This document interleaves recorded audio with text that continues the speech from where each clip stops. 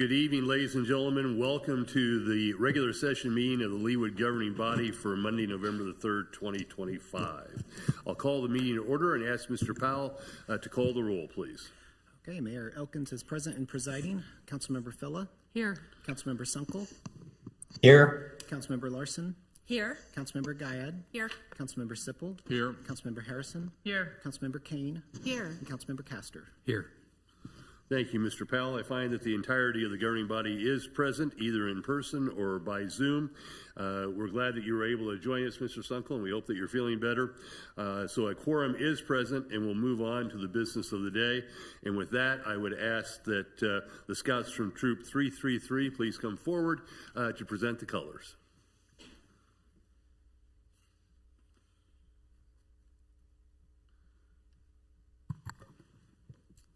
Audience attention. Please stand and take off hats. Good evening, ladies and Color guard advance. Please salute the flag.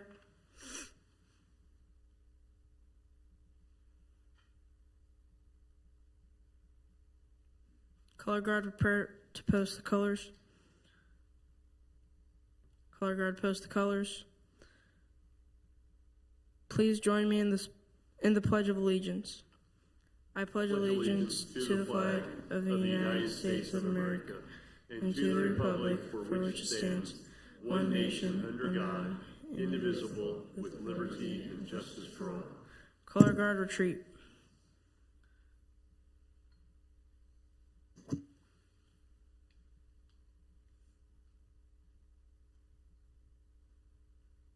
Two. All right, everyone may be seated. And I would invite the Scouts from Troop 333 to come back to the podium and introduce yourselves and tell us a little bit about your troop and where it's from and what you're doing as Scouts. So welcome. You guys did a great job tonight. I'm Anthony Eade. I'm a part of Troop 333. I'm an Eagle Scout. Anthony, we're glad you're here tonight. Thank you. Good job. Thank you. I'm Alex Sollers. I'm part of Troop 333, and I'm also an Eagle Scout. Great. Welcome, Alex. Thank you for being here tonight. I'm Mason Bennett. I'm in Troop 333, and I'm an Eagle Scout. Great. 3 Eagle Scouts tonight. Well, I served as commissioner for Troop 333 a number of years ago. I know it's a great unit. I believe your charting organization is St. Michael's Parish. Is that right? Yes. Well, thank you, and thank St. Michael's for all the good work you're doing. Very well done.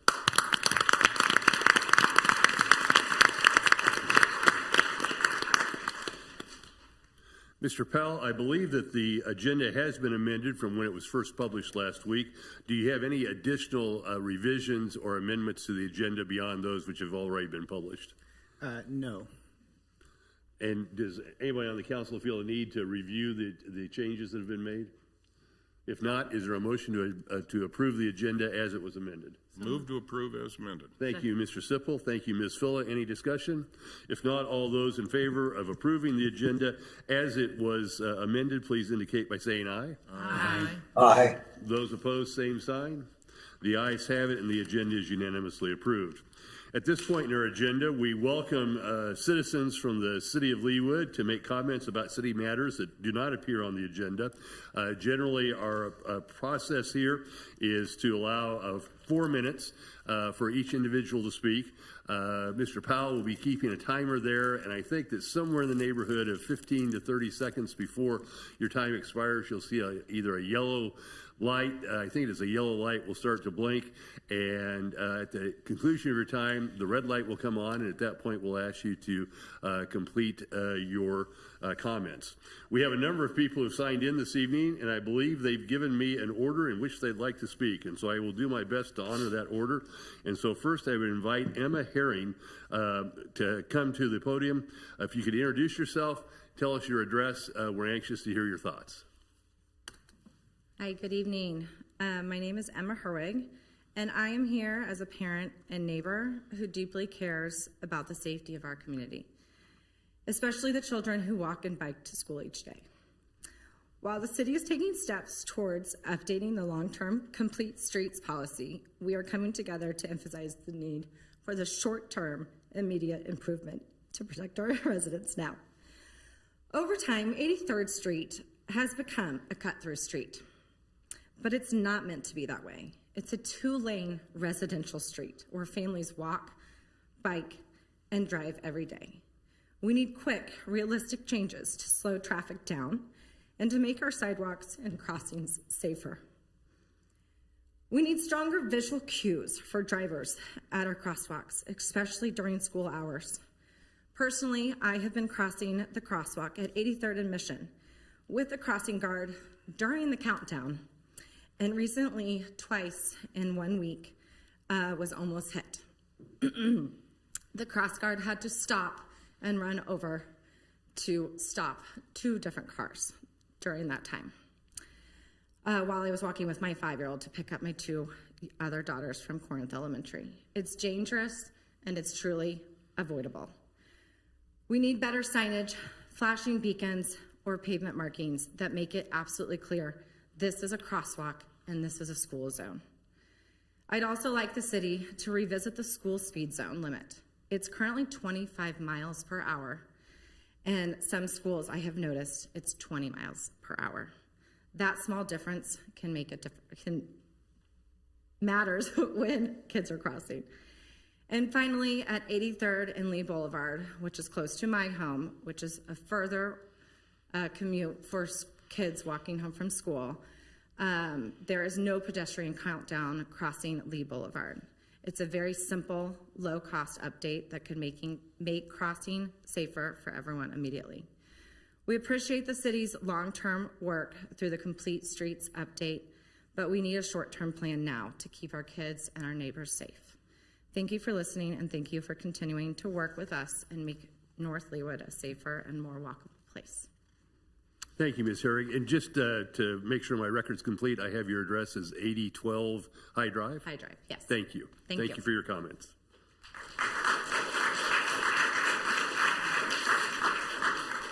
Next, I have Jacqueline Penn. Ms. Penn, welcome back to the governing body. We're anxious to hear your comments. Thanks for having me. Jacqueline Penn, 8736 High Drive. 6 years ago, I came before the Bike Walk Committee for the first time. My oldest of 3 kids was 6, and she wanted to bike the 2 miles to school. She can't take the bus. It's not an option for us. So crossing Lee Boulevard was unavoidable. I told the committee that even in my car, I have to wait 5 minutes before crossing safely. Shortly afterward, a rapid flashing beacon was installed. But that was only because a different tragedy had happened. Because baby Sebastian, in his stroller, was hit as his grandmother pushed him across the same street in the same spot. So for 6 years, I've told my kids, hit the button, use the light, make them see you. Look left, look right, look left again. I say it every time I bike bus those neighborhood kids from the other side of Lee, the side where parents tell them not to cross. And still I tell them, don't trust the light. So we tell them to go down further the block, and you cross near Brook Betty, because you can see from both directions, because I know that a flashing light isn't enough. And let's be honest, those flashing lights are a quick fix and not a real solution. They rely entirely on human attention, and we all know how fallible that is. Sun glares, spilled hot coffees, a Bluetooth conference call not going right, kids fighting in the back seat. Human error happens. That's predictable.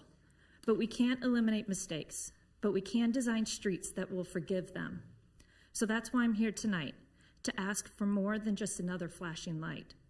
That new one planned for 83rd and Winonga is a start, but it's not enough. It's not transformative. We need innovative, forward-thinking solutions. Pedestrian tunnels at key crossings, separating people from cars entirely. Bike safety education in all our elementary schools. Organizations like Bike Walk KC already offer it for free, and they're planning one at Corinth. But we need to make this more prominent throughout the schools. We need to lower speed limits on Lee or 83rd and push traffic back to State Line and Mission, because right now, Lee is also 35 miles per mile, just like Mission, just like State Line. So without all the stoplights, your Google Maps will always send you down Lee, which is the opposite of what we want and where we want to send the traffic. We want protected, colorful bike lanes with real physical separations like other KC municipalities, built using the existing road width, not cutting into our yards, not cutting into the trees, or hardened center lines with small rubber barriers that force slower, square turns and prevent drivers from cutting across. In Washington, D.C., these reduced pedestrian conflicts by 70%. They're inexpensive, they're effective, and yes, D.C. has snowplows too, so they can work with them. We can pilot projects, we can test them and adjust before committing, like temporary speed bumps. And I'll admit, I hit the ones on 85th all the time. But again, temporary versions that let us work and figure out what we want and what we want to make happen.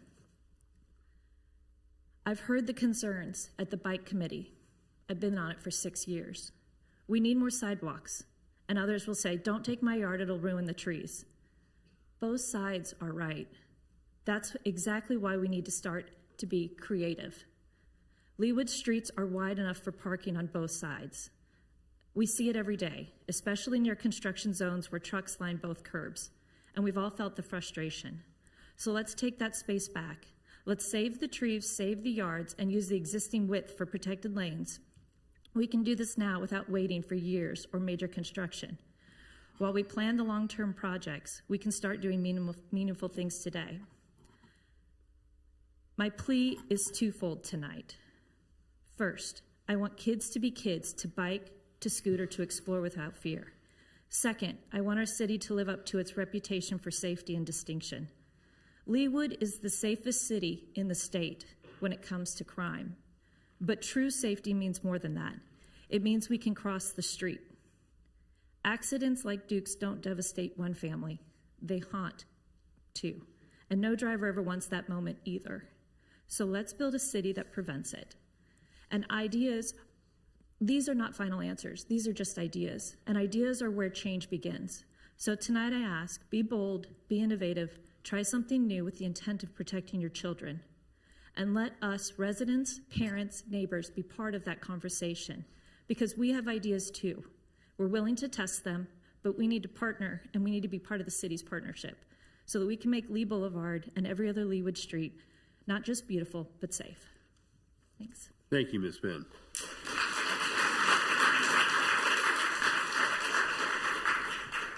And I will apologize in advance. I know I'm going to mispronounce this, but Carrie Denede? Anywhere close? Welcome, and if you could introduce yourself and your colleague there and your address, we'd be grateful. Good evening. My name is Carrie Duty. This is Adam. He's my 8-year-old son. I also have my husband Evan in the back and Nora and Gwen, our other daughters. Thank you for the opportunity to speak to you tonight. Evan and I chose to move to Leawood 6.5 years ago when our children were 2, 3, and 5 years old. We chose Leawood because we wanted a safe, walkable community for our young family. We love the trees, we love our neighborhood off of 84th and Lee Boulevard. We love our neighbors. And all 3 of our children currently attend Corinth Elementary and ride their bikes to and from school daily. They are all experienced riders, they wear their helmets, and we love that walking with friends and riding bikes is a part of their childhood here in Leawood. On Thursday, October 9th, Adam here was riding west on the south sidewalk of 83rd Street, as he does every morning. It was about 7:40 a.m. The rising sun was in the eyes of the eastbound drivers, and traffic was already heavy, as it is every day, on that stretch between Mission and Lee Boulevard. As Adam crossed the intersection of 83rd and Cherokee, he momentarily lost control of his bike, and in that instant, there was no room for error. The crash report literally says, quote, pedestrian lost control of his bicycle and veered into the roadway. At that point, he was hit by a Ford F-150. An 8-year-old losing control for 1 second is completely normal. What should not be normal is that a wobble puts them directly into traffic, with cars,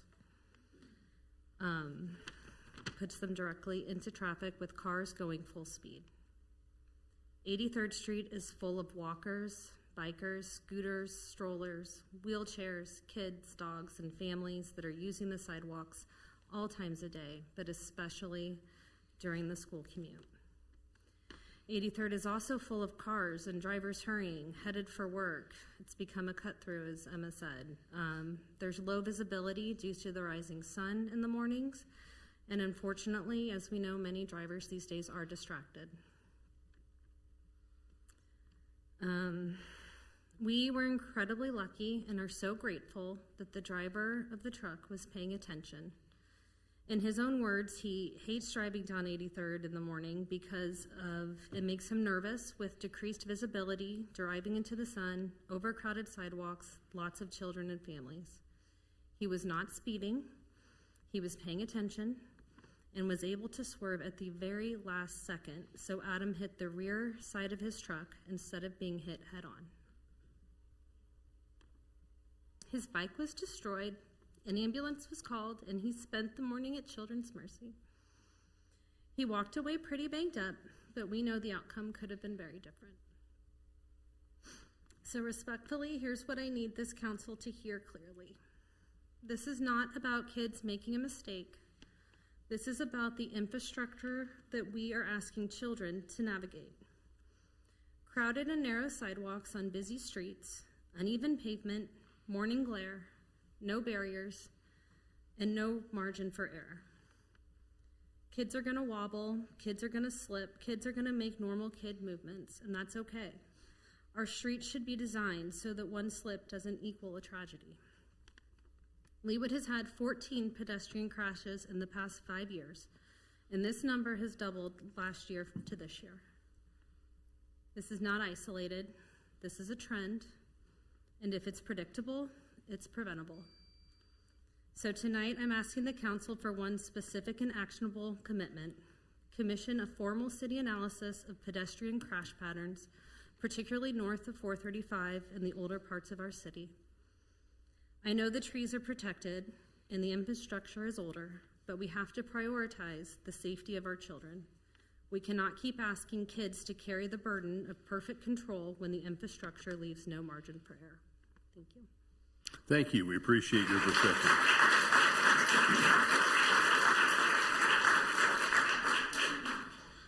Lauren Kopfer? Welcome. Thank you. My name is Lauren Kopfer, and I've been a resident of North Leawood since 2018, living at 83rd and Winonga.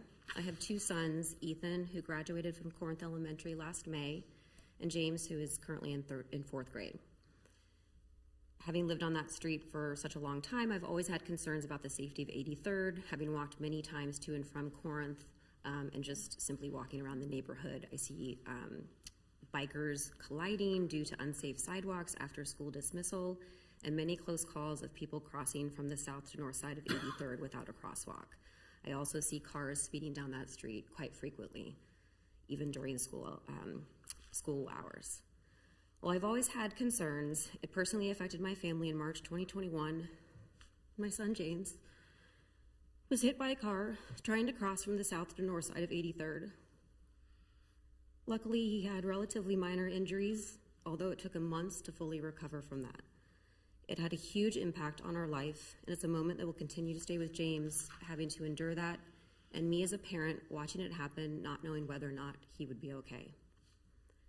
In October 2022, I reached out to the city expressing the need for a crosswalk at 83rd and Winonga, and felt that I demonstrated it was well within the pedestrian crossing treatment installation policy and guideline criteria. Additionally, I, along with 5 other moms, a couple who were in the room, went door to door in December 2022, collecting signatures endorsing the need for a crosswalk in the proposed area. After many more follow-ups with the city, I was told plans were in the works following an engineering report and prioritizing with other projects in the city. It is now almost 3 years later, and there is still no crosswalk in place. While I understand the crosswalk has now been approved for 2026, too much time has passed, and there's been too many other close calls, as you've heard tonight. I hope the city hears the community expressing a dire need for extra safety precautions on 83rd and would encourage the city to take action on these long overdue plans so that we can create a safer space for our kids and our neighbors. Thank you. Thank you. We appreciate your comments. Archie Moggins. And feel free to pull that mic down. You don't have to stand on your tiptoes. Okay. Hi, my name is Archie Moggins. I live at 9320 Lee Court. I was walking with my family and I got hit by a car. It was super scary and no kid should experience it. I'm here tonight to honor Duke and speak up for safer streets. Duke was a friend of mine from pre-K. All he was doing was playing with friends like 10-year-olds are supposed to do. There are many ways to make our streets safer, like safer sidewalks and safer areas to cross. It feels scary to know so many people are getting hit by cars. I personally like riding my bike to school and to friends' houses, but hearing about these accidents makes it scary to ride my bike. I hope that we can make our streets and sidewalks safer soon. Thank you. Thank you, Archie.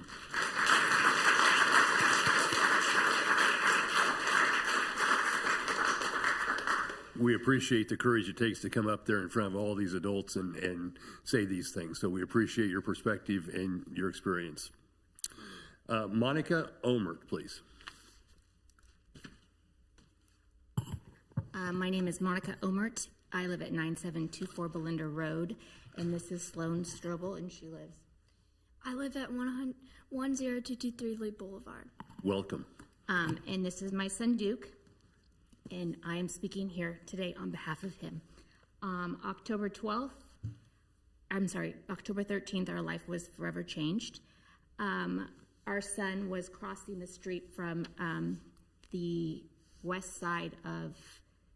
east side of Lee back to the west side of Lee at right after 103rd to get back to the sidewalk to come home. They'd been with friends. Recently, we've been trying to find different creative ways, all the moms have, to get our kids out of the house to get off their devices. And we had found this game called Bigger or Better, and it's actually pretty awesome. So they have been going door to door, and they have a paper clip, or they start with something small, and they are using their people skills. We're trying to get them out talking to adults, and frankly, the people in our neighborhood have loved it. A lot of the older adults think it's kind of funny, but they go to the door, they knock on the door, and they're polite, and they say, do you have anything bigger or better that you'd like to trade for this? And so one little girl in Duke's class came home with a pair of brand new cowboy boots. Sloan, the Friday night before, Duke and Sloan were playing the game, and they came home with this huge spider. At one point, they had a softball bat that Duke is very big into baseball. He thought it was a baseball bat, and once he found out it was a softball, he's like, nah, we're trading it. But he wanted to come home first and try it out, and then they went back out and finished playing the game. So so that Sunday before, the day before, the girls came up to my house with this cane and said, do you have anything bigger or better? And Duke wasn't home, and so we actually had his old bike that had been, it was like 2 bikes before. We were going to get rid of it anyways, and it was so beat up I wasn't even going to try and sell it to anybody. I was like, you guys can take this bike. And so one of the little girls, Renly, she ditched her bike on the side of the road. She's like, okay, yeah, let's go. And I was like, okay, well, you guys all drove here on bikes, but I texted their mom, and I was like, Renly just left her bike, and she's like, don't worry, she will come and get it. So I'll make sure that she comes and get it. Well, lo and behold, not 20 minutes later, all 3 girls come back up to our driveway. They had traded Duke's old bike for a Bluetooth speaker. So they were just having so much fun playing this game. And after school on Monday, Duke and his buddies, he had ridden his bike to school, and so by the time I got home with Mila, there was already 3 boys at the house, and they were going to go out and play the game. And I said, that's fine. I said, just remember, I have to take Mila to soccer practice at 5, and then I don't want any of you guys here by yourself. So I didn't want the kids in the house when there was no adults there, because they're still only 10 years old. And he said, that's fine. And so last time I talked to Duke was on his Apple Watch. I was with Mila at soccer. It was about 5:40, and I said, how's it going? He said, good. I said, what do you have so far? And he said, I have 3 Nerf guns and I have a big gray and white basket. And I said, did you have 4 paper clips? And he said, no, somebody was just trying to get rid of these Nerf guns. And so he put them in they had backpacks on. And then he had the basket. And so we're coming home. I said, well, just make sure you're home by 6, like we had talked about, because your dad will be home by then and I'll be home with Mila by then. He said, okay. And that was the last time I spoke with him. Coming home, heading north on Lee from Leewood, the soccer fields, all of a sudden we see the ambulances, and I said, oh no, I wonder what happened. And luckily we were the last car that was able to get through the light. So it was the last car that had just passed 103rd. And I noticed, and I called Ryan right away. I said, is Duke home yet? I said, there are a lot of ambulances and a lot of fire trucks, and it's making me a little nervous. He's like, relax, Monica, stop, being so worried all the time.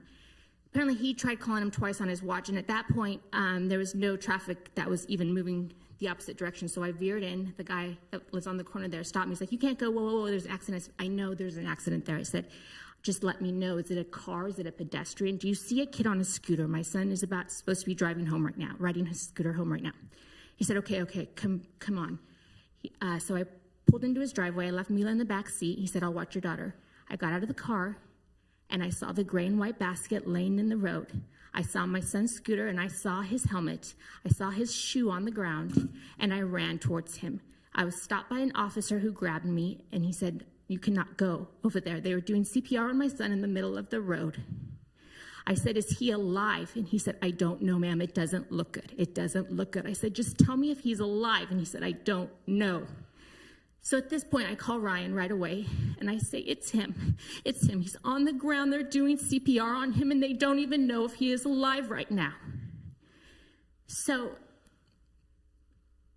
they end up, by the time Ryan got there, they had already put him into the ambulance, and we met them at Overland Park Regional, and then he was moved over to Children's Mercy. All of this to say that he and his friend were over at Sloan's house because they had wanted to finish the end of their game, probably no doubt to get that Bluetooth speaker from you. So they have a U driveway, and Keller was on the north side of the U driveway, and Duke would have been on the south side of the U driveway. So the police officer said that he's almost certain Duke had looked left, right, left again.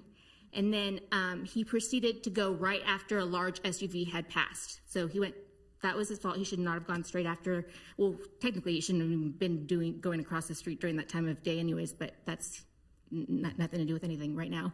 But so he was crossing. He went right past the large SUV, and then Keller saw the car coming towards him, which Duke hadn't originally seen, and yelled out Duke's name. Of course, Duke didn't hear him. And the car and Duke, in that timing, was just exactly perfect, and he hit Duke going 35 miles an hour at full force. The officer said that there were no skid marks before. All the skid marks were after the impact. So he was going, and the driver was not at fault at all. He was not on his phone. He was just he was taking his dog to the bark park. No ill will towards him whatsoever. It just happened to be Duke's time. And all that to say, had he not been trying to get back to, we've always told him to use the sidewalk. Had he not been trying to cross right there to get back to the sidewalk, he had a sidewalk to go down to 89th and cross safely back over Lee to our side of the where we live, Duke would still be here today to continue playing bigger or better.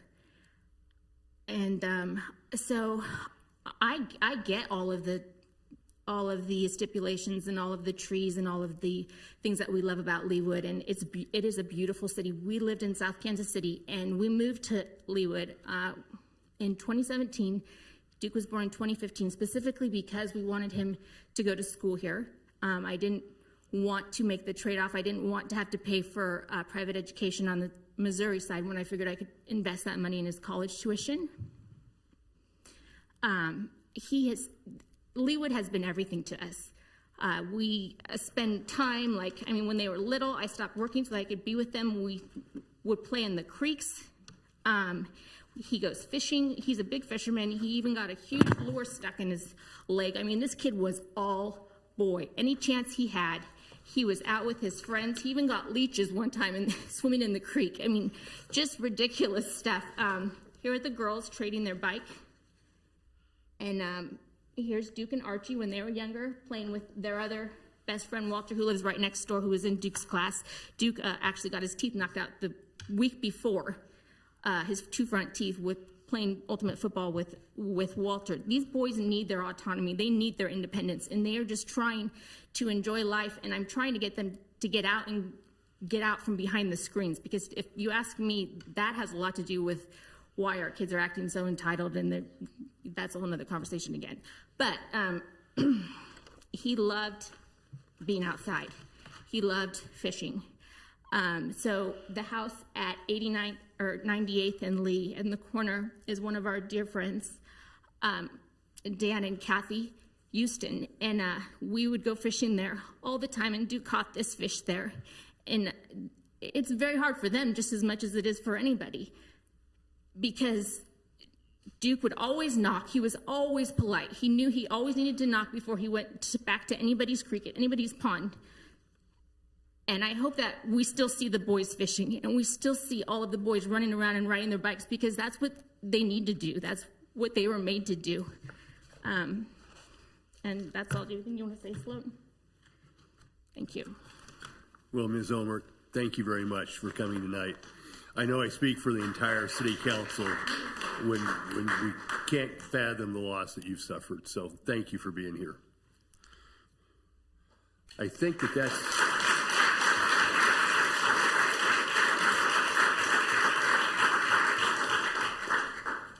that is all that I have signed in for public comment this evening, or for citizens' comments.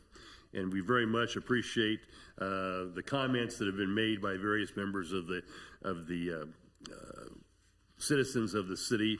As you know, Ms. Moggins is the chair of our Bike Walk Committee, and we've been at this for a while. It doesn't in any way relieve the loss that your community and our community as a whole in the city of Leawood have felt, and we'll continue to look at ways in which we make the city safer for pedestrians, particularly at Cornish School and at 83rd and Mission. So thank you all very much for expressing yourselves this evening. With that, we'll move on to a proclamation that I have issued this evening. This proclamation is a proclamation to recognize Lung Cancer Awareness Month. And the proclamation is as follows. Whereas lung cancer is the leading cause of cancer death among men and women in the United States, accounting for more deaths than colon cancer, breast cancer, and prostate cancer combined. And whereas lung cancer incidence is decreasing twice as fast in men as it is in women, each year more women die from lung cancer than breast cancer, and by 2035 more women will die from lung cancer than men. And whereas screening for lung cancer for high-risk individuals using low-dose computed tomography can lead to the earlier detection of lung cancer and save lives, reducing the risk of death at 10 years by 24% in men and 33% in women. And whereas early detection and advancement in treatment have significantly improved the outlook for those diagnosed with lung cancer, yet many individuals remain unaware of the importance of early screening and risk reduction strategies. And whereas Lung Cancer Awareness Month serves as a reminder to raise public awareness about the symptoms, prevention, and early detection of lung cancer, and to encourage efforts for more funding for research, patient support, and the development of effective treatments. And whereas the City of Leawood, Kansas is committed to fostering a community of health awareness, compassion, and support for those affected by lung cancer and their families. Now, therefore, I, Mark E. Elkins, Mayor of the City of Leawood, Kansas, do hereby proclaim November 2025 as Lung Cancer Awareness Month in the City of Leawood, and join communities across the nation to honor the courage of those living with lung cancer, remember those lost, and provide a united front in the fight against this disease. In testimony whereof I have hereunto set my hand and caused the seal of the City of Leawood to be affixed this 18th day of November 2025. I believe, is there someone here to accept this proclamation? If not, we'll make sure that it gets delivered and mailed to the appropriate people. Now, I believe that we also have a special presentation and recognition this evening. With that, I would invite Katrina Robertson, who is president of the Johnson County NAACP, to come forward. If you could introduce yourself, Katrina, and I think you have some comments for us this evening. Welcome. Thank you. Thank you, Mayor Elkins and all of the City Council members. I am Katrina Robertson and president of the Johnson County NAACP. And I have standing next to me Ms. Valerie Johnson, who will award the lifetime membership. And if the mayor would permit me one comment, our branch covers the city of Leawood along with all of the other cities in Johnson County, with the exception of Olathe. And we support the parents. And thank you for lifting your voice this evening and advocating on behalf of your children. We're sorry, and we support you. And with that, I'd like to turn it over to Valerie Johnson. And Ms. Johnson, if you could give us your address as well, we'd be grateful. Hi, I'm Valerie Johnson. Good evening. And my address is 21621 West 51st Place in Shawnee, Kansas. On behalf of the Johnson County NAACP, we would love to present this Life Member plaque to Mayor Elkins and the City of Leawood. You are now among some other cities within Johnson County that are now Life Members. Lenexa and Roland Park are already Life Members, and we have Overland Park, which is a corporate member of ours. We cover all the cities, as Katrina mentioned, in Johnson County, except for Olathe. We hope that this Life membership will encourage you to encourage other cities to join us as well and support us.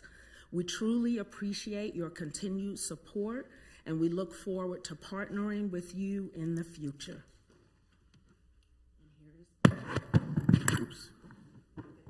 Here's the plaque. Thank you very much. It's our Thank you. honor to support the activities of the NAACP. We appreciate it. Thank you.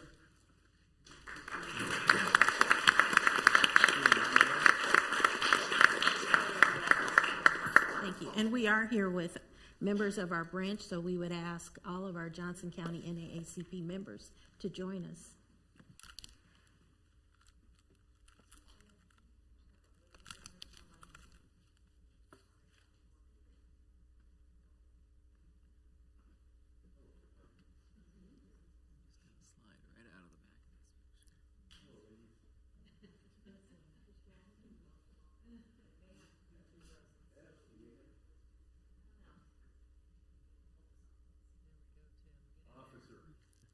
Awesome. All right. I think we got it. All right. 1, 2, 3. Thank you all. Thank you so much.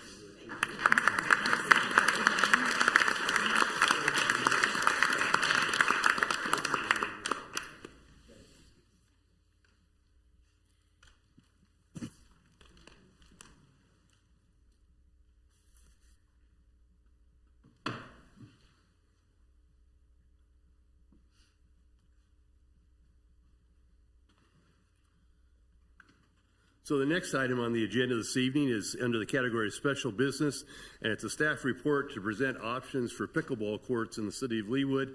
I believe Chris Claxton, are you presenting this evening?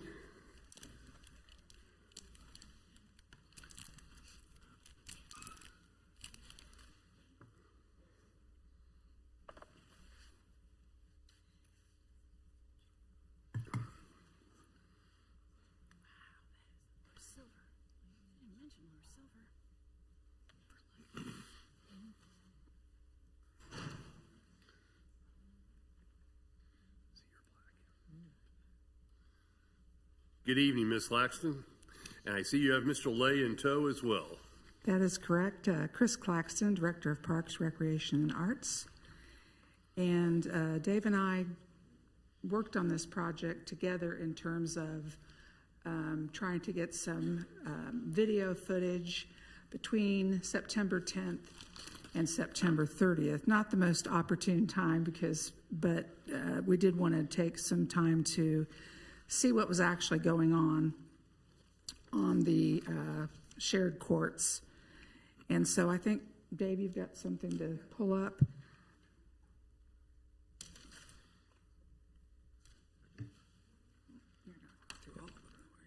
Was that?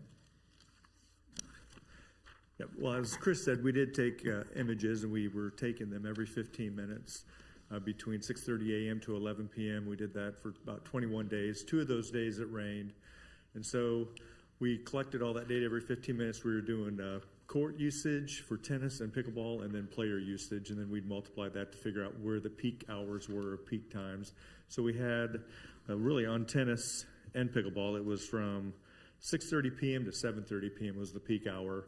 We also had a second peak hour, which was right around 9 to 10 a.m. in the morning. And I do have pictures that show the usage right around that p.m. peak time for all those days there. I can bring up here. So the first set of images, if we can get this on the screen. So it's maybe kind of difficult to see, but this shows the south tennis courts, which the east 2 tennis courts are set up into 8 pickleball courts. And then the tennis court that's closest to the camera is also set up as 4 pickleball courts, but it was rarely used as pickleball. And so from this image, you can see it appears there's about 5 pickleball courts that are being utilized with that 1 tennis court. This was on September 10th, so I can just kind of page through. This is on the 11th. You can see there's the pickleball courts are being well used, utilized. This is on a couple days later. I'll just kind of thumb through all these just to kind of give you a general idea of how these usages. As I mentioned, this is about 7 p.m. every day in September. And this day here is a pretty well used day.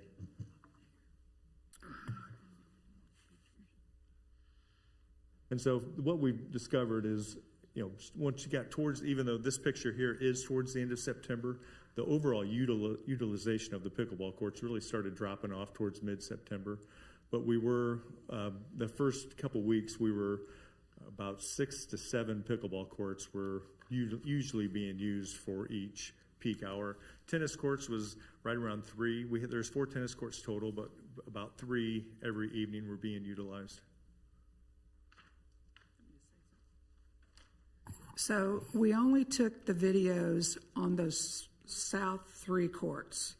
So keep in mind that we have 3 tennis courts on the north side. So we weren't capturing if there were tennis players on those north 3 courts, which there typically are. And also keep in mind that we're sharing courts with rentals, free play, and then also our tennis and pickleball lessons that we run through the city.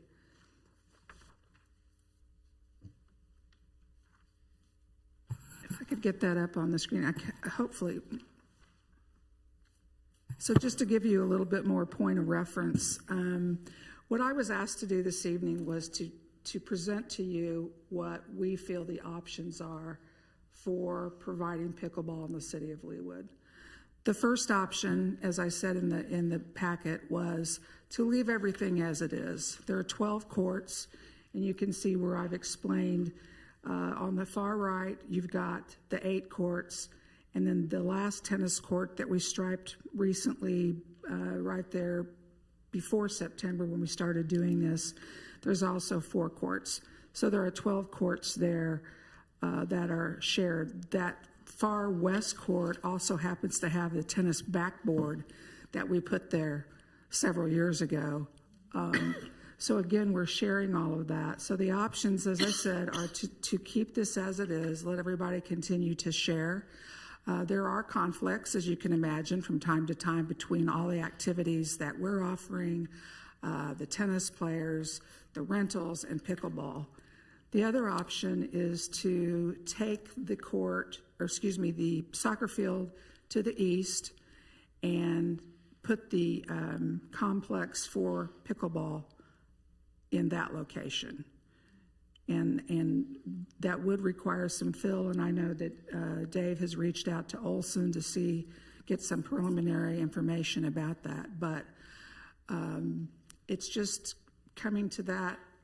I did not reach back out to the county, because I wasn't sure at that point whether or not the city had any intent, or you all had any intent in moving forward with doing anything more with pickleball courts that were expressly there for pickleball. So I'm certainly, myself and Dave are certainly open for questions. I don't know if this is something that you might want to refer back to the park board. We didn't discuss it with the park board. We did not have a meeting in September. We didn't have a quorum.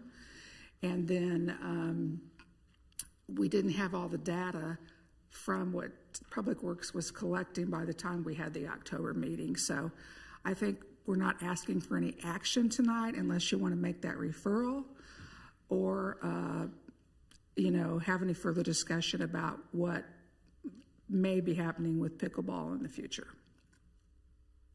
Thank you, Ms. Claxton. Ms. Kane, I know this is a matter of particular interest to you. Do you have questions or concerns? Questions or concerns, I guess, no. I do appreciate the data. I think the data supports what I would have thought, not that I'm an expert, but I was looking to see if I'm on any of those pictures. I didn't see myself. And then, of course, it's seasonal, but so is tennis. So is outdoor tennis, right? So the weather is starting to change, and, just like golfers, right?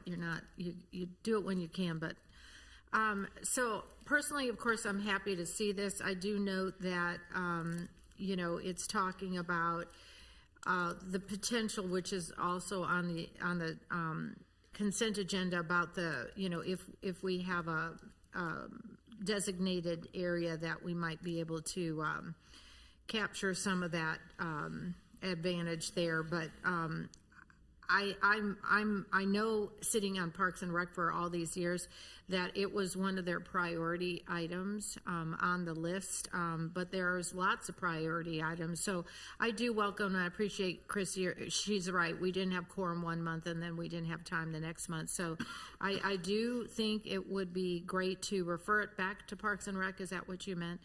And let Parks and Rec weigh into this before perhaps it comes back to us. And because it's not an insignificant amount of money, but I do think it touches lots and lots and lots of citizens. So I think that is it seems to be one of the Parks and Rec's variable is literally how many people will it impact. And so I think it's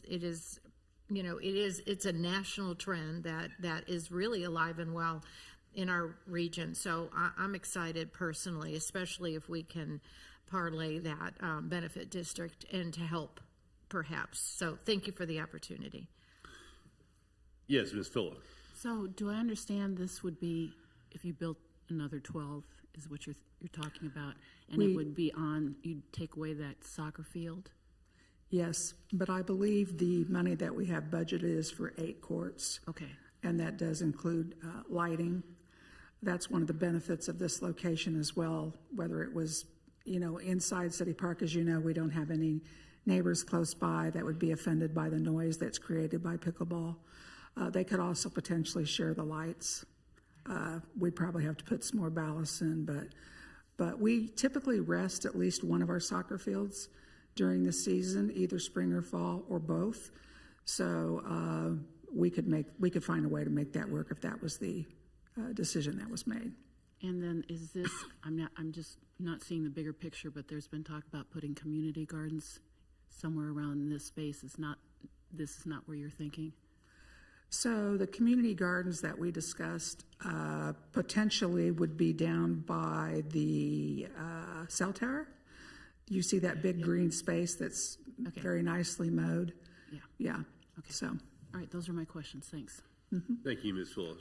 Yes, Mr. Sipple. Ms. Claxton, did you get any favorable or unfavorable comments about this information from either the pickleball players or the tennis players? Do they feel like they're being treated fairly and listened to by the city? I did get one comment from a citizen about being unhappy about us painting that extra court for pickleball, which is actually 4 pickleball courts. That's the only person I personally heard from. So, as I mentioned earlier, there are conflicts at times about, who is using the courts and how long they're using them for. And the play format is a little bit different in pickleball than it is for tennis in terms of the way the matches run. One of the things that I have observed is I think it's the way they rotate into play, having done that myself, and that's why they're always typically over on courts, what we would call 4 and 5. That sixth one is the one farthest to the west. There are also, if you look at this diagram that I have up on the, I don't know if you can see it, but between the two tennis courts on this side and then the tennis court on the left, there's a divider there. It's a chain link fence. Now in the middle, you can get through it, but you have to, if you're over on the far court, number 4, right, tennis, pickleball, you have to cut through that second court, number 5, to get over there. In fact, you can almost see in this picture that what they've been doing is putting the two pickleball nets that would go on that court, they're putting them in between so that their balls don't go into the tennis court. So. And are you able to reserve these in advance, and the charges and the reserve times are the same? You are able to reserve them, and it's just a matter of how that fits in with our lesson programs and what's available. We do have a group of pickleball players that we're reserving the courts every Wednesday night from 7 to 8:30. So they can call and do that if they would like to be sure. It's almost like a shelter. You can take your chances and go to a shelter and hope it's not rented. But if you want to be sure to have that shelter, then you need to rent it. And it's the same for the tennis and pickleball courts. And sometimes on a similar issue, people that are golfers that use municipal courses to play, you can kind of game the system if you know what the rules are in terms of what time you can phone in and how you can. Do you anything like that? You haven't heard any pushback about that, I guess. That's what I'm concerned about. I would say that if we keep them as they are, I think staff needs to come up with a better way to manage the play so that we can try to keep as many people happy as we possibly can. And do you have a wait list? So if somebody says, well, I had a 5 o'clock reserved and I'm not able to make it, somebody else automatically gets a phone call? We don't have a wait list, but for pickleball players, typically if you had courts and you were waiting, you would use your paddles and put them into the slots, and then you would know who was up next. So again, just a little bit different than the way tennis operates. Okay. Thank you, Chris. Ms. Harrison. Thank you. Chris, can you put your picture back up? Since I don't play court sports, I have so much to learn, and I appreciate the data. My eyes have been opened. I had no idea that people were playing on our courts at 10 or 11 o'clock at night. I thought the whole park closed at sundown, and I thought this was a typo, that people were playing for 14 hours a day, and I was going to ask you about that. So this is just fascinating to me. The picture, so we currently have, let's pretend it's 6 tennis courts, because that's how much space, you've restriped them, but let's pretend it's 6 tennis courts. And the space that you want to take on the right, the white square, is going to be the equivalent of 4 tennis courts? And you're going to make them 8, no, that's not right. 2 tennis courts, and you're going to make them 8 pickleball courts? We would build them as a pickleball court, so the layout would look different than what you see currently on the lines for the tennis courts. You wouldn't be cramming 4 pickleball courts into a tennis court. You would be building specific pickleball courts so the balls don't roll into the next That's court. correct. Oh, okay. So this square is a representation of about the amount of land you need, and you need more land because you're going to build them you're going to stripe them out properly. Is that what I'm learning? They would be striped as the regulation size for pickleball courts. Okay, Correct. Instead of on top of a tennis court, cramped. Okay. Correct. Okay, that makes much more sense now. Again, not a court sport player, so this is all kind of French to me. But these are these are a moneymaker at the end of the day as well. I mean, we do rent these courts out to teachers and we offer lessons. I saw in the pictures, it looked like people were giving tennis lessons.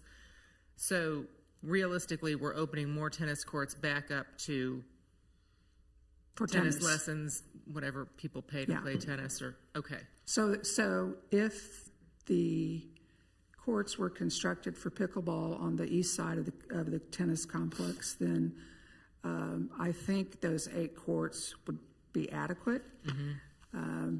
And then those tennis courts could be redesignated just for tennis. But I think that's something that we maybe wouldn't want to do right away. Right. Because you could leave them striped for pickleball. Still. Because we would be making an assumption that they wouldn't be needed, Right. and I think that would be the wrong way to think about it. I feel like I've been hearing about a need for pickleball courts for almost 10 years that I've been on the council, so I'm thrilled, even though I, again, am not a court sport player and don't even know which way they're facing. So this is great. Thank you. I hope it moves through and you break dirt soon. Thank you, Ms. Harrison. I think that probably we're well served to refer this to the Parks and Recreation Committee for additional review and consideration for a recommendation back to the governing body. Do I hear a motion to that extent? So moved. Second. Thank you, Ms. Kane. Thank you, Ms. Larson. Any discussion? All those in favor of referring the question of the pickleball courts project? Sorry, Mr. Mayor, can I just ask just a quick thing? If I could just make also a request that until this is kind of decided that we not spend the $80,000 for a design until we actually decide. I just wanted to kind of just bring that. Yeah, and that would not be within the administrator's authority. So I appreciate you bringing it up, but if it would happen, it would be improper for it to happen. So until we have a recommendation from the Parks and Recreation Board. I think I have a motion and a second. I think I was about to call for a vote. All those in favor of referring this matter to the Parks and Recreation Board for additional consideration and a recommendation back to the governing body with the proviso that no funds be expended for it in the interim, please indicate by saying aye. Aye. Those opposed, same sign. The ayes have it and the matter is referred. Thank you. Pardon me, all. We now come to the consent agenda. Are there any items on the consent agenda that one or more governing body members would like to withdraw for additional discussion? Dr. Castor. I'd like E and M.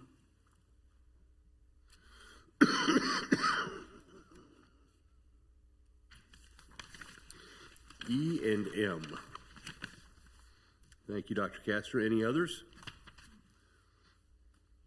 If not, is there a motion to approve the consent agenda with the exception of items E and M? So moved. Thank you, Ms. Larson. Thank you, Mr. Sipple. Any additional questions or comments or discussion? If not, all those in favor of approving the consent agenda with the exception of items E and M, please indicate by saying aye. Aye. Those opposed, same sign. The ayes have it, and those matters other than E and M on the consent agenda are unanimously approved. We'll start with item E. Dr. Castor, item E is a recommendation to accept the 2025 third quarter financial report, which includes the third quarter treasurer's report. Mr. Cobby, there he is. Usually sits on the other side of the room. Dr. Castor. Great. Well, thank you.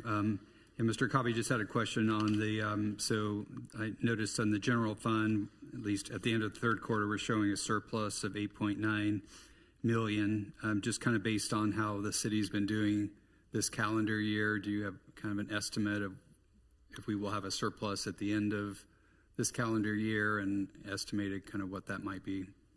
I have not gotten that far yet, but I will tell you that I feel like we're running actually a little further behind than we normally do on expenses. So there may be some reasons for that, but I haven't stopped, and I usually do that just about this time of year anyway. So we'll do a quick review of that probably in the next couple of weeks as we look to make sure there's no funds that need to be amended, and then I think we'll have at least some kind of projection at that point. But I would guess we're probably still that $2 million number that I always kind of think that's the kind of the right place to end if there was no big emergencies, and I think we're probably on target for that at least. So.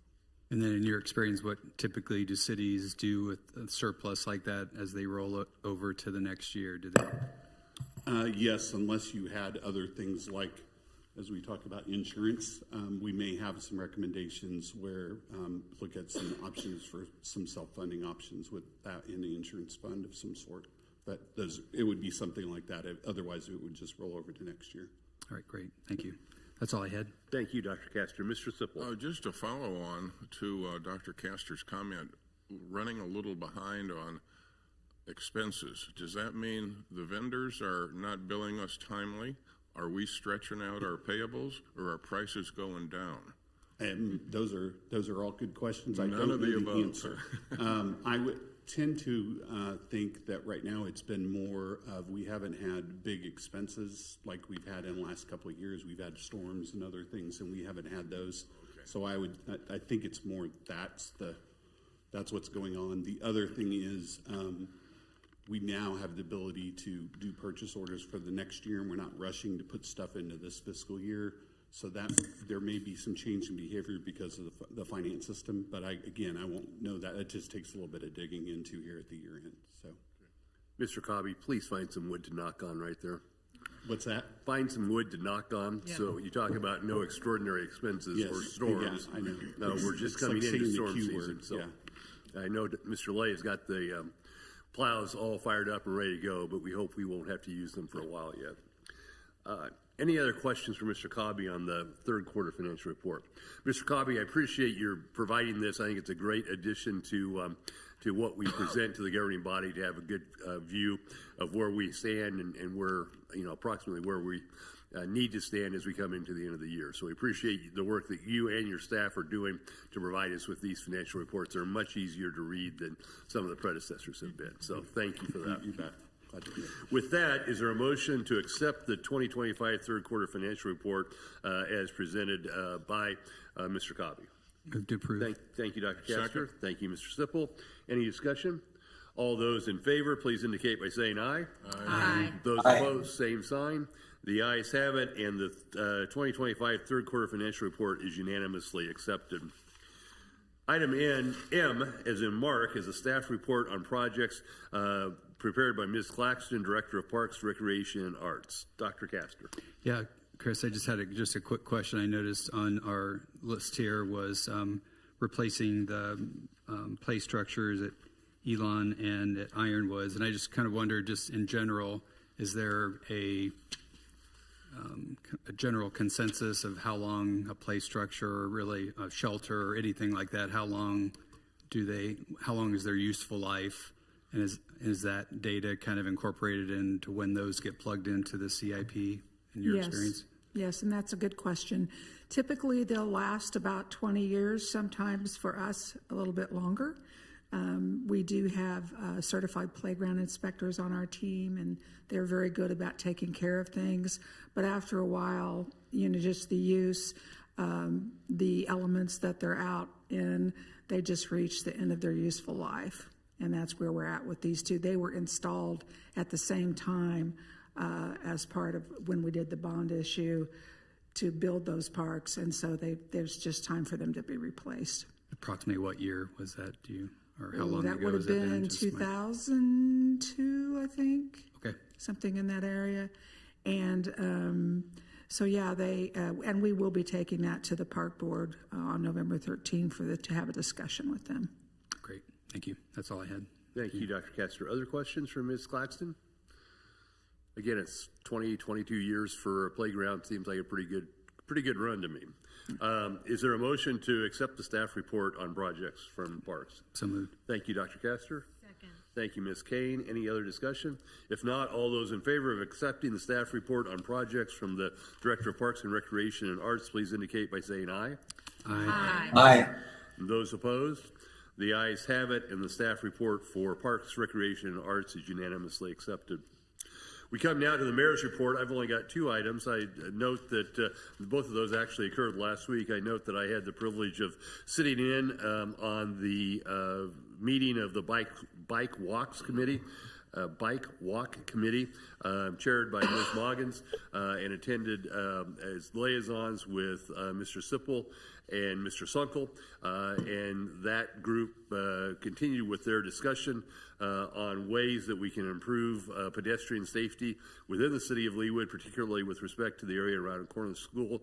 And we look forward as they continue to meet for a series of recommendations on how we might accomplish that, as well as a report from the city engineer who has information about projects that are about to begin, I believe, in the spring of 2026 to begin the process of addressing some of those concerns. I also note that I joined council members Phila, Harris, and Kane, and it seemed like there was one other person. Oh, Ms. Well, the driver, of course, Ms. Larson. How could I forget her? As well as City Administrator Ms. Stoddard and City Clerk Stephen Powell, the Chamber of Commerce Executive Director Stephanie Meyer, and our EDC Chairman Matt Pepis, who's in the back of the room, as we attended the KCADC annual meeting on Thursday, October 30th. It was a fascinating event. We heard about a number of significant economic developments in the metro area in the last year, in particular the progress that's been made, and a bit about the schedule for the Fiserv opening of a hub at the Hesperia Office Park. And we also had a very interesting presentation by an author who once owned a very prestigious restaurant in New York City, and some of the things that we can do in our service to the community to take the extra step to meet the needs of our residents. And it was a very well attended. There were over 2,000 individuals there from around the Kansas City metropolitan area. That, I think, concludes my report. We'll go to council members' report. And I know that on the topic of Bike Walk, Mr. Sipple has a report for us. Mr. Sipple, please. Thank you, Mr. Mayor. Councilman Sunkel and I are the liaisons to the Bike Walk Committee, and it's hard to follow the emotional presentation that a lot of the parents and friends of the injured kids, some of them tragically, there's a lot to do. And that came out in some of our Bike Walk discussions that we've had in the last 3 or 4 weeks. It was like a shotgun session. We need to do this, we need to do this, what about this, what about that, outlawing this, big fines, more education, license plates for all vehicles, training, all this kind of stuff. And it's hard to say what we need to do first, but the chair and I and Alan and the city administrator tried to put a little focus on this, because we have a Bike Walk Committee meeting on Wednesday, a lunch meeting on Wednesday. And what we're going to try to focus on is what we think is one of the major needs. What are the rules for different kinds of vehicles, whether it be scooters, electric scooters, or just person power scooters, the various kinds of bikes.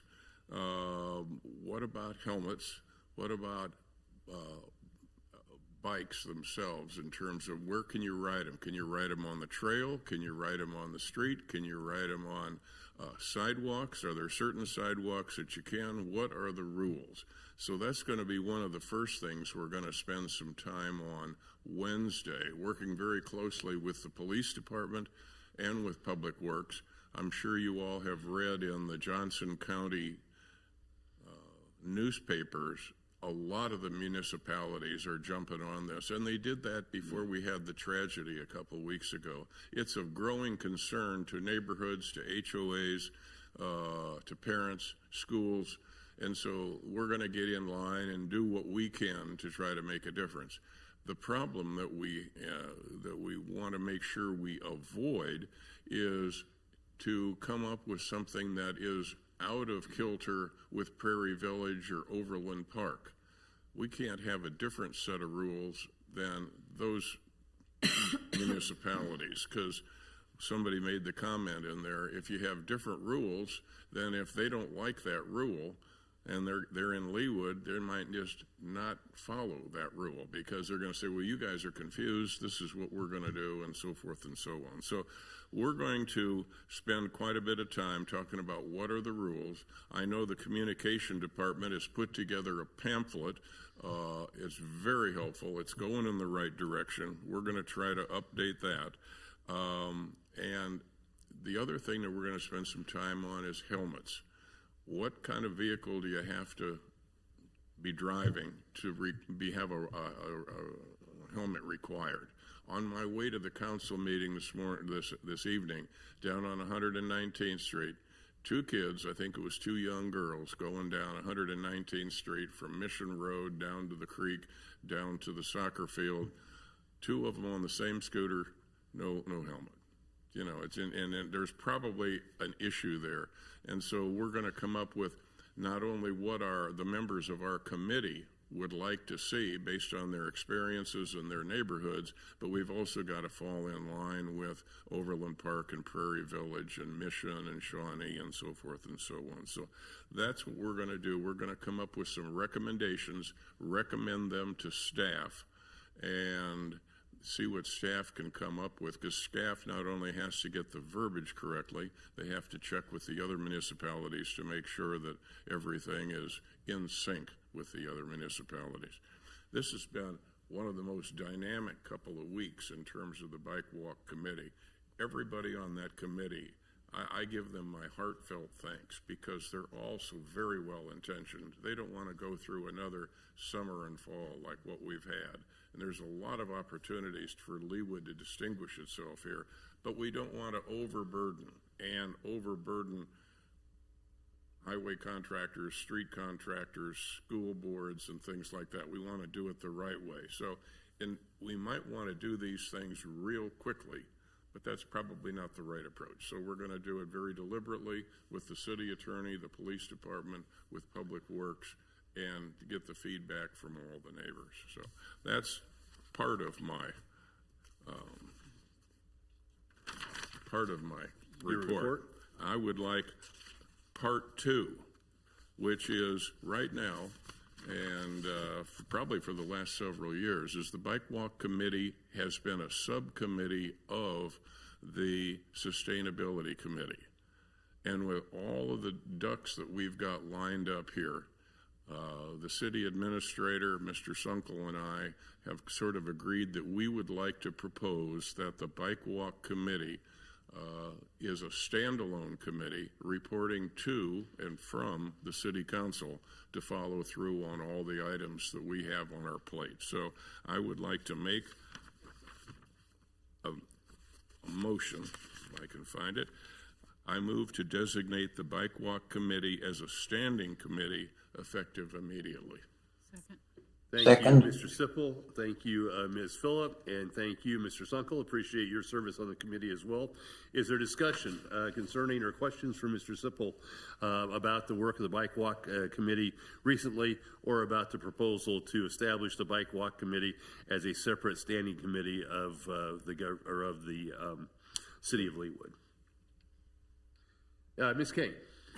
Yes, thank you. I'm really glad this came up, and this was such a tough thing to listen, and absolutely breaks your heart. And some of you might know my mother was killed by a drunk driver. So car accidents in me runs very deep, and it's been 35 years since my mother was killed, and we're still not over it. So you saw the emotion out in the audience, and bless their hearts. I mean, this is devastating. But I was at Ranch Mart on the Overland Park side. You know, that intersection has 3 cities. So to your point, if the cities, I don't want to delay anything in our fine city. We can only control ourselves sometimes. But that's an example of 3 different cities on one intersection. And I was walking out, it was pitch black, and I had a kid on a scooter blow past me, almost knocked me over in the pitch black, and he did stop. Oh, I'm sorry. And so, you know, I said, do you know we just had a young man die? I didn't see you, you didn't see me. You know, it's pitch black out here. What in the world are you doing on an electric scooter in the dark? So It's a big problem. I hope on your list is the golf carts, because they're all over my neighborhood all of a sudden. So I would put that in the same category, and sometimes it's not the parents driving them. So it's just a very complicated issue. And then one other anecdotal thing, but recently after this young man was struck and ultimately died, I was driving home from a meeting last week, and I was, all of a sudden, it's pitch black on 127th Street, and I come over a crest of a hill, and there's two people walking in the bike lane. And I wasn't doing anything wrong. I was driving and I'm not suggesting I came anywhere near them, but my point is education needs to happen, because this is, again, it was 10 o'clock at night, they're walking in a bike lane, and if I had not been paying attention, or the phone rang or whatever, like the one gal was saying, it could have been awful. It could have been awful. So there's a lot of education, if a pamphlet or whatever we can do, or the groups coming out to the schools. Something's got to be done in a major way, because these electric vehicles are new to all of us, right? And they go fast, and 2-on-1, and sometimes they don't have shoes, and thank you for addressing this, and thank you for your service. It's got to be super, super tough. Thank you, Ms. Kane. Other questions for Mr. Sipple or comments? Ms. Phillip. I just wanted to make the comment that another factor we haven't talked about is that the cars are getting bigger and bigger. Heavier, yeah. And this was, my daughter's just turned 40, and when she first started driving, a woman hit her because she didn't see my daughter going straight and turned left into her. And literally, she was probably 5 foot at best, sitting in a big SUV. And when she said, "I didn't see you," she really meant, "I didn't see you," because she couldn't see over the car. And she's with a 10-year-old daughter, and she was completely traumatized that she might have hurt my daughter. So the other factor we need to be looking at is the size of the cars and the speed. And another thought is that the intensity of the lights, you could be blinded from another car, much less if you're a pedestrian, because they've got brighter lights and it's being regulated differently with LEDs. So a lot's changing on the road traffic, that's for sure. It's bigger lights. And when you think about it, back when first cars started, they had to figure out how to take away the pedestrian paths that everyone used with bikes and horses and everything else, and get them off of this space so that cars could have them. And I feel like we're starting to see people say, "I want my space back so that I can commute without a car." And so we're back to that conflict of who gets to use that and how. So with that, I just thought I'd share that perspective of one other factor that's really, I notice even a car. I feel like the little bitty Civics, 2 doors that used to get great mileage. You know, they were little bitty cars, and I feel like that on the road sometimes. And I'm in a car. So anyway, thanks for all you're doing. Thanks for the suggestion of the standalone committee. Thank you, Ms. Phillip. I believe we have a motion and a second on the floor to establish the Bike Walk Committee as a separate standing committee. All those in favor, please indicate by saying aye. Aye. Aye. All those opposed, same sign. The ayes have it, and by unanimous decision of the governing body, the Bike Walk Committee is established as a separate standing committee. Next, we have the City Administrator's report. Oh, I'm sorry. May I sneak in an Iron Horse Golf Committee report, please? Yes, ma'am. The Iron Horse Committee met last Thursday evening, and it's been another great year. It's hard to decide which numbers to float before you because they're really good, and there are a lot of options here. The gist of the message, if you get lost in the minutia that I'm about to lay out, the gist of the message, things are really good at Iron Horse. Highlights include we're going to surpass, in fact, we've probably already done it right now, $3 million in total revenue for this year. We don't have the October numbers yet, but through September, we have $150,000 more revenue than we did prior year. Of that, $127,000 is greens fees, and $32,000 is food and beverage. Our operating cost recovery right now is 128%. We're doing really well. The golf course has been very busy with 36,000 rounds. Thus far, October's been a good month. That's going to go up. Our greens fees are the chunk of our revenue. It's 61% of the revenue. But it's important to note that the driving range is a significant contributor as well. The driving range thus far has made, through September, $270,000. The range is closing today for the renovations, and I want to thank the governing body for approving those renovations. The range floor will be renovated and open hopefully April 1st, possibly May 1st. Non-golf related banquet business remains high. Vista 154 has hosted over 70 different non-golf types of events this year, thus far. So things are looking good. And if you have any questions, I'd be happy to try and answer for you, but I love giving good news. Questions for Ms. Larson? If not, thank you very much. Thank you. Dr. Castor. And I just had a quick follow-up question just about committees. So is it, I know all of our committees require quorums before they can do business, which I know is kind of a standard, but what I am concerned about, just kind of thinking through, I heard, that the Parks Board couldn't meet last time because they didn't have a quorum. Again, when the committees have really important ideas that they're talking about and trying to move forward, I get concerned not having a quorum that then might potentially delay an important initiative or something to come before the governing body. So I wasn't sure, maybe Patty, is that a Leawood statute that we can't do? Or is I that... can answer that, Okay. and I'm happy to do so. There's some education that needs to be done. There's been some misunderstanding amongst a number of the committees. The quorum requirement is a requirement only for the committee to take action. So there is no reason to cancel a meeting simply because there's a lack of a quorum. Doesn't completely address your concern, because if there's not a quorum, the committee can't make a recommendation, but they can certainly continue to discuss and advance the ball in their discussions with respect to whatever topic it is that they have that they're undertaking. But I think it's important to recognize, and we've had a conversation with some of the committee chairs, that a quorum is not necessary to convene a meeting. And as far as just, do we have the capacity to send out emails for votes? Like, let's say some committee was We need to take a look and- at that. Mr. Powell is in the process of a project right now we're taking a review and a new look at the bylaws and rules governing all of our committees.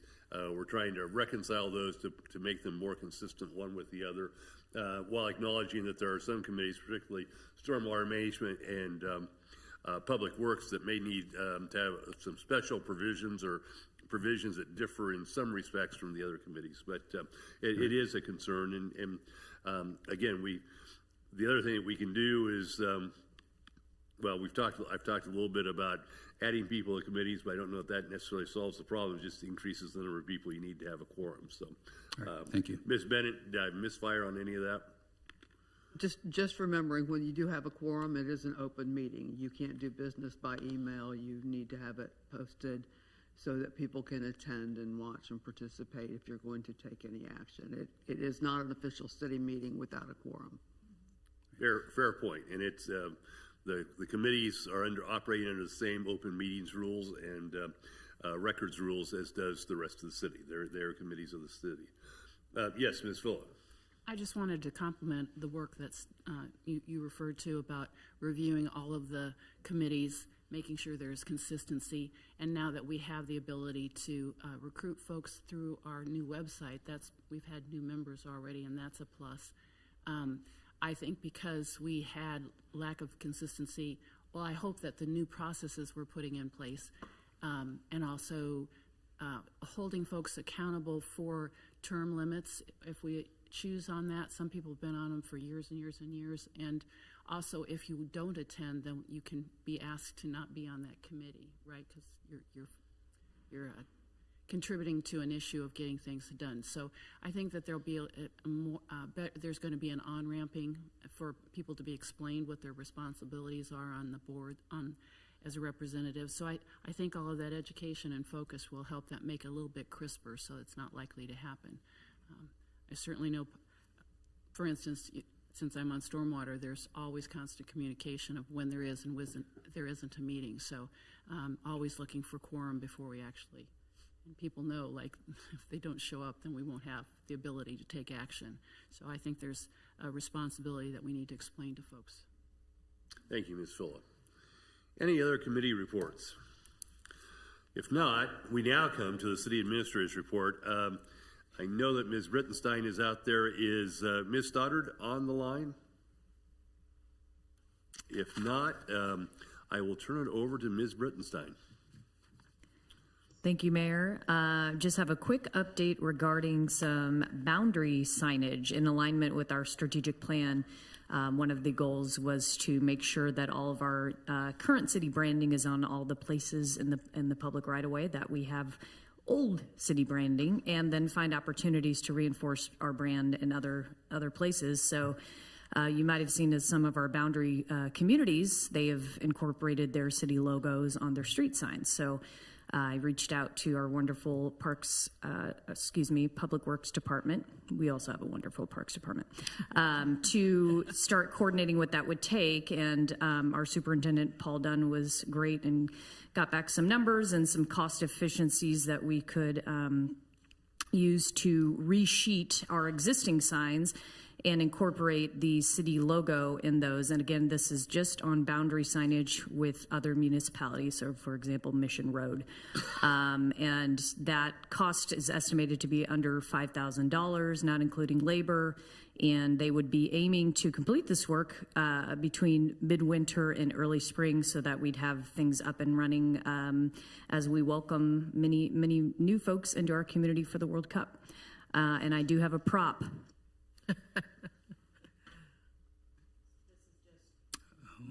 Here's an example of what Mission Road would look like with our nice little tree logo incorporated within the design. And there are some guidelines with our MUTCD guidelines, the municipal, uniform traffic control devices that dictate kind of the reflective material and the kinds of colors we can work with. So we were able to just use our reverse logo here and have this nice signage. So we look forward to seeing those roll out. And of course, the expert himself behind me could probably stand for questions. Questions for Mr. Lay or Ms. Brittenstein? Yes, Dr. Castor. I just had a kind of a corollary question. So those banners that hang from light poles, I know they're definitely on Row. I'm assuming there are other places too. Are we in charge of those banners as well? Yeah, streetlight banners, we have some exciting conversations starting around those to do with our World Cup theme as well. So, yeah, but we do control those and can change those out. As you see, the ones up there now are 75th anniversary, so they need a refresh anyway. So, yeah, we'll be looking at that as well. Perfect. Thank you. Thank you, Dr. Castor. Ms. Harrison. Thank you. I'm really excited about this just because I feel like there's a lot of confusing intersections in Leawood.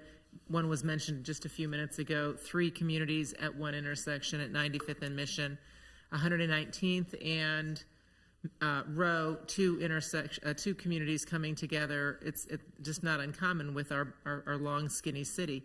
For 10 years that I've been on the council, there's been different people who have suggested at our goals planning session we should have more monuments where people enter the city so they know they're in Leawood. And I think that really with the onset of GPS and things like that and directions that we're all getting directions on our phones, it's less important for maybe people to know, oh wait, now I'm entering.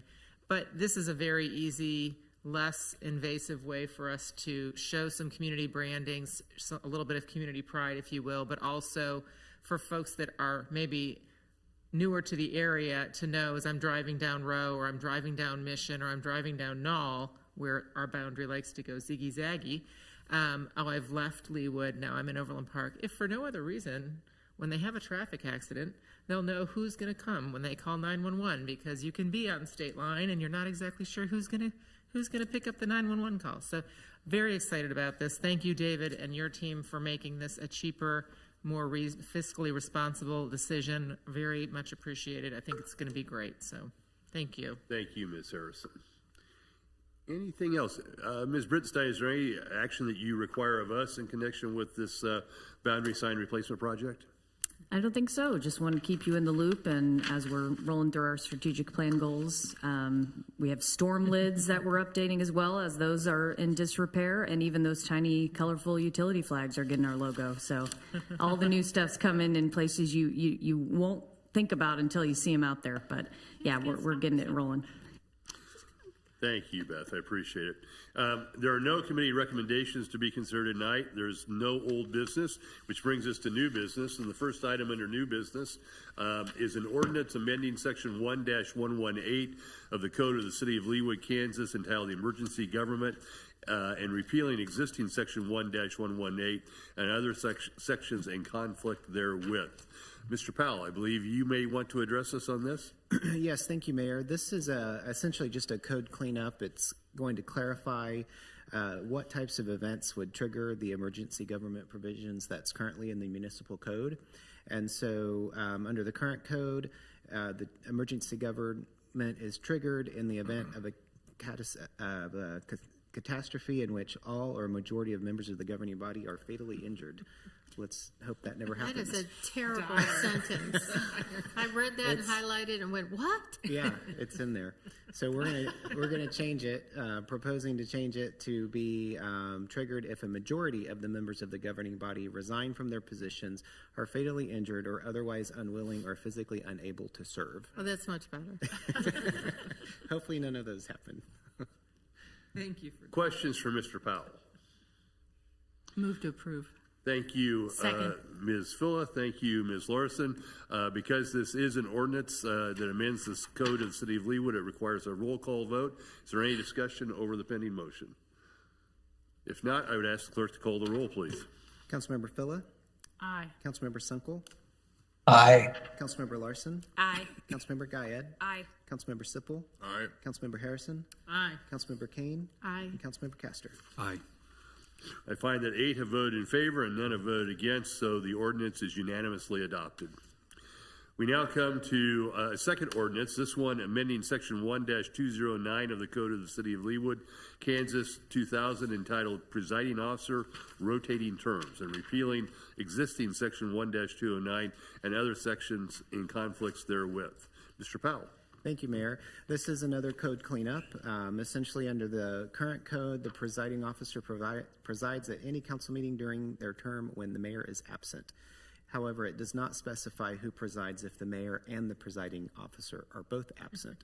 So we are changing it, proposing the change that would allow the next person on the rotation list to serve as presiding officer until the presiding officer and or the mayor return. Thank you. Questions for Mr. Powell? Move to approve. Thank you, Ms. Filla. Second. Thank you, Ms. Larson. Any discussion of the motion? If not, again, this is an ordinance amending the city code and requires a roll call vote.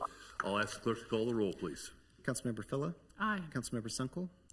Aye. Councilmember Larson? Aye. Councilmember Guyed? Aye. Councilmember Sipple? Aye. Councilmember Harrison? Aye. Councilmember Kane? Aye. Councilmember Castor? Aye.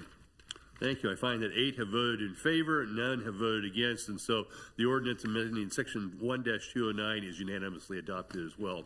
Before we adjourn this evening, a question has come up with respect to some of the meetings coming up next week, I believe, with regard to the thought I was going to make it, sorry. Rooted in reaching charrettes, which is one of my favorite new words. I see Ms. Hurley coming this direction. Ms. Hurley, welcome. Sorry that you had to wait to be the last one tonight, but there have been some questions from the governing body about which of the charrettes and open house you would hope that we would attend. I am trying to look really quickly so I can get you that answer. I believe, and I will confirm with you all tomorrow, on Monday the 10th, it is a morning session from 9 a.m. to noon. And is it your hope that all of us will participate? Yes, that is our hope. We certainly understand the schedules are busy, and that may not be possible. And then on Tuesday, it would again be from 3 p.m. And then the public open house is Tuesday at 6. And certainly any members of the governing body or anybody else would be invited to come and participate in that when the public is present. So your hope, though, would be that we would all participate in both charrettes? Correct. Okay. Yes, if possible. So that's 3 to. And on Monday at 3 o'clock, there's another charrette session. My understanding, we were supposed to come back at 3 o'clock. I don't believe that's the case. I believe that's a work time for our consultant. Again, I will confirm and check when I'm at my computer tomorrow and let everybody know for sure. But I believe the intent is that it's sort of a work or kind of a group session in the morning with the governing body, planning commission, and our stakeholder committee. And then the consultant team will go to work themselves with all of that information that they've gotten from that morning session in the afternoon on Monday, and then in the morning on Tuesday, and then we'll kind of reconvene on Tuesday afternoon. So I know it's a lot of dates and times flying around, so I will confirm tomorrow and make sure that everybody has the correct information. Thank you. And the evening meeting is for public? That is a public open house, and I know we have started putting that information out. And so the whole general public will be invited to come and see what all has taken place up until that point. And as I said, any members of the governing body or planning commission or stakeholder committee are certainly going to be welcome to come that evening. Although we don't expect you to be there, it'll just kind of be an opportunity to speak with members of the public who are coming to see what work has been accomplished. Thank you, Ms. Hurley. Ms. Harrison. And the Tuesday meeting, for those of us that have day jobs and need to plan how long we're going to be gone, is from 3 to 5, 3 to 4? I have it on my calendar from 3 to 4. 3 to 4. Sorry, I know there were Yeah, 102 so, emails. Beth's got it pulled up, yeah. So I'm sorry. Monday from 9 to 12, and then Tuesday from 3 to 4. Thank you. Yeah, and then on Tuesday, the public open house is from 6 to 8 for anybody who wants to come back. Thank you. Ms. King. The Monday, we're expected to be there for all 3 hours. It's not a come and go kind of thing? No, it'd be kind of like the visioning workshop that we did in September, so it'd be a 3-hour session. Thank you. All right. Thank you for that clarification, Ms. Hurley. We'll look forward to your email in the morning or sometime Yes, tomorrow. I will, confirm with you all in the morning. Thank you. Appreciate that, Mark. A couple of other things that have come up on the calendar. I was pleased to learn from Ms. Brettenstein's newsletter, in fact, that I'm apparently holding a holiday lighting party on the November the 17th. So I was glad to get the newsletter this afternoon so I could put that on my calendar. And we also note that with an election tomorrow, I want to encourage everyone to vote. It's an important part of our civic duty. And of course, the focus on this particular election is on municipal government, which is of critical importance to all of us. And then as two of our August governing body members will be retiring at the end of their terms, we are hosting an outgoing elected officials retirement reception at Vista 154 on Monday, December the 15th. And I believe that's from 4 to 6 p.m. as well. So if there's nothing else to come before the governing body, I would entertain a motion to adjourn. Real quick, Mayor, just a quick correction. It's Tuesday, December 2nd is the outgoing elected officials retirement from 4 to 6. Did I misread that? I think you said the 15th. In fact, our agenda says the 15th as well. So you may want to get that corrected on the published agenda. No, mine says No, December mine says 2. December 2nd. Huh. Well, I'm happy to show you all what's on my piece of paper here. I'm looking on I'm looking on the... This may be another situation in which our printed agenda differs from our published agenda, so we need to address that. Right there, where the dot goes. See that little bullet point there? So, no, there's a bullet right by the floor. Mine's the same as yours. In any event, we stand adjourned. Thank you all for an excellent meeting tonight. It was a very emotional evening. I appreciate the attention that everybody gave to it. Again, thank you all for your service, and we will see you next on November the 17th.